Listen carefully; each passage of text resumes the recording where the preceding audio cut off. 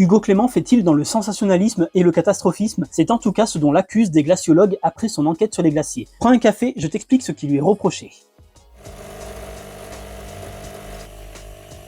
Le dernier épisode de la série documentaire Sur le front d'Hugo Clément a été diffusé le 17 février sur France 5. Il était intitulé « Faut-il avoir peur de nos glaciers ?» Dans une de ses chroniques sur France Inter, le même journaliste a aussi traité cette thématique. Ce documentaire et cette chronique sont dans le collimateur de 3 scientifiques parmi les plus remarquables. Ils ont écrit une lettre à Hugo Clément et voici ce qu'ils lui reprochent. Déjà, ils considèrent que les conclusions de leurs études ont été déformées pour, je cite, passer un message que l'on pourrait qualifier de complotiste. En fait, selon eux, le documentaire et la chronique laissent à penser que la catastrophe de la Bérarde, ce village emporté par une gigantesque lave torrentielle, aurait pu être évitée, mais que rien n'a été fait parce que la Bérarde ne se trouve pas dans une commune riche. Les glaciologues reprochent aussi aux journalistes de n'avoir pas évoqué de manière suffisamment flagrante des éléments essentiels que les chercheurs lui avaient transmis, ce qui, selon eux, change le sens du récit. Par exemple, concernant la catastrophe de la Bérarde, encore une fois, les glaciologues rappellent que la gigantesque lave torrentielle n'a pas été provoquée uniquement par la vidange subite du lac glaciaire, mais aussi par de fortes pluies et par la fonte d'un manteau neigeux très épais. Troisième reproche,